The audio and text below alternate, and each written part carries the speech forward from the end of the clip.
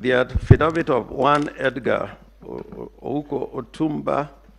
That affidavit is two affidavits, a supplementary affidavit, and the first affidavit, which he filed on the 22nd of August.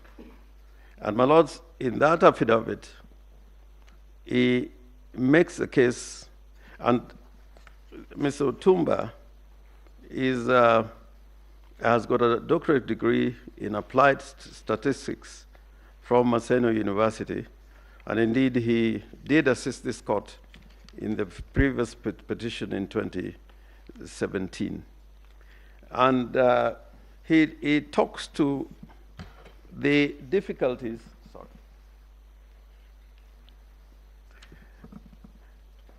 that confronts us in terms of the various announcements that the chairman of the Electoral Commission made.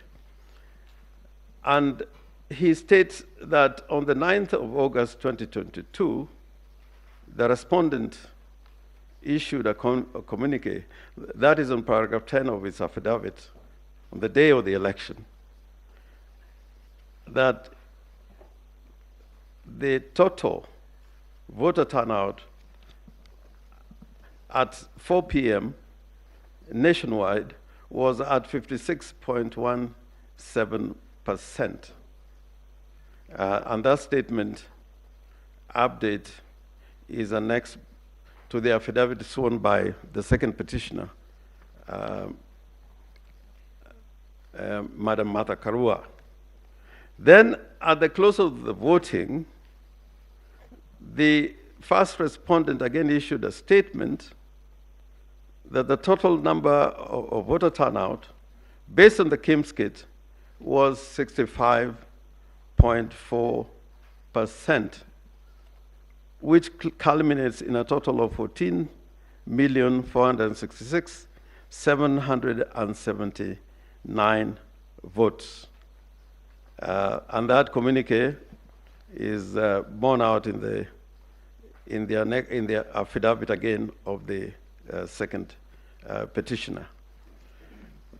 In an affidavit that is sworn on behalf of the petitioners, first and second petitioners, Mr. Nyangasi Oduo, in his affidavit, he talks to the Form 34C, and I'd referred to this earlier, where the total number of vote cast is 14,213,000. Now, the same Mr. Edgar Otumba saw a supplementary affidavit on the, I think this affidavit was sworn on, just a minute, on the 20th of August 2002. And I invite you, my ladies and your lordships, to look at this affidavit, because it analyzes several scenarios, including scenarios where the rejected votes are not computed, and scenarios where the declaration made by the chairman of the Electoral Commission as to the manual votes which were cast, which were recorded 86,889, and where those votes recorded as manual votes are computed together with the votes that were transmitted electronically. And then scenarios that would include the constituencies where the votes were declared later, including Ella's constituency. Now, the central point, and I want to make this point again, that the case that we are trying to make out is that if you look at the declaration made by the chairman as to the voter turnout. That will give you, as a percentage of the total number of registered voters, it will give you the number of voters that turned out to vote in the election, as opposed to another way of arriving at the same result, simply counting the number of voters that were recorded to have voted and cast their vote in the election. It is an equation that must agree in a mass submission. If the total number of voters that take part in the election do not agree with the votes that are counted as cast in accordance with Article 138(4), if they don't agree, then it means that the results of that election are not accurate, they're not transparent, and they're not accountable. And therefore, I'm inviting your ladyship and your lordship to go through this affidavit of Mr. Edgar Uko Otumba, because he lays out clearly there's several scenarios in which it is quite clear the second respondent, one William Samoei Ruto, could not have garnered 50% plus one of the vote cast in the election. And since all that is in our submissions and is in the two affidavits that are referred to, I invite your ladyships and your lordships to go through, and you find that it is indeed very compelling, the analysis given out by Dr. Edgar Otumba. Now, your ladyship and my lords, I'd also invite you to look at the affidavit of one Celestine Anyango Opio,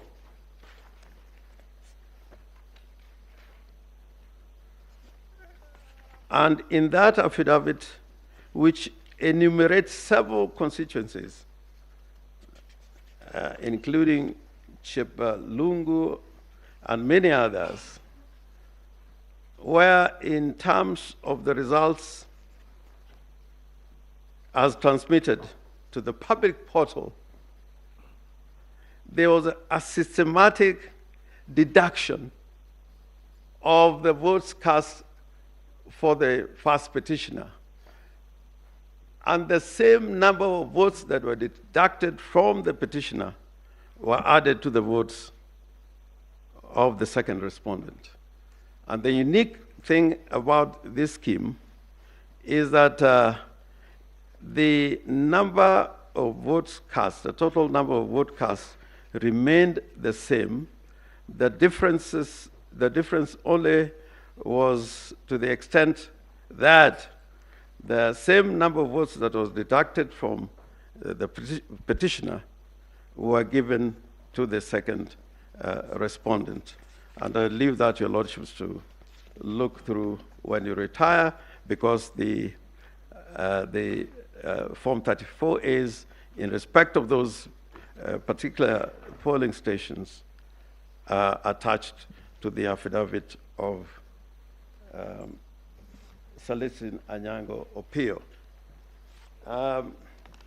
There is also the affidavit, two affidavits from Arnold Ochieng Oginga, and this is particularly important because it contains discrepancies of the results in several areas, and in voter turnout in Form 334C and the KIMS kit.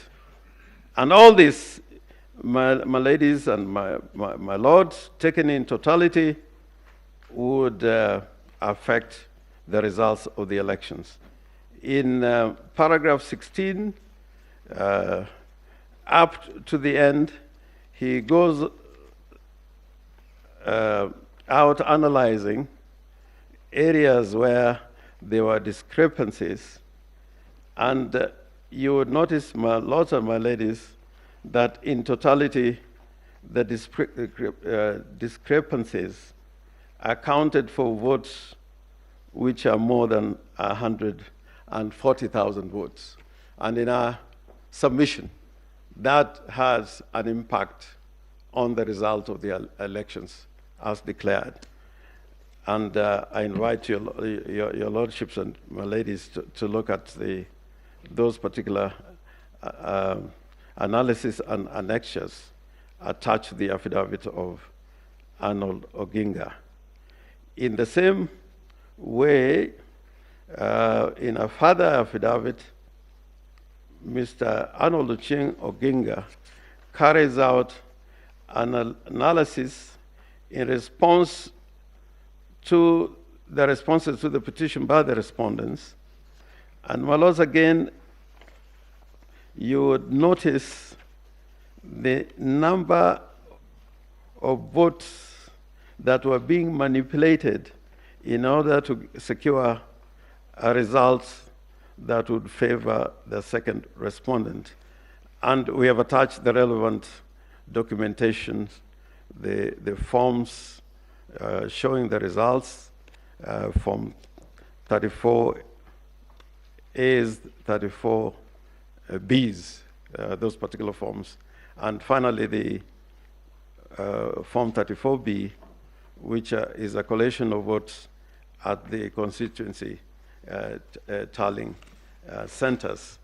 Now, my lords, I would conclude by saying that unlike many elections, this particular election, there was deceit, there was manipulation, and all this was premeditated and made possible by the attack, if I may put it that way, on the IT structure and system of the Electoral Commission. The way that the Commission was able to deal with the forms when uploaded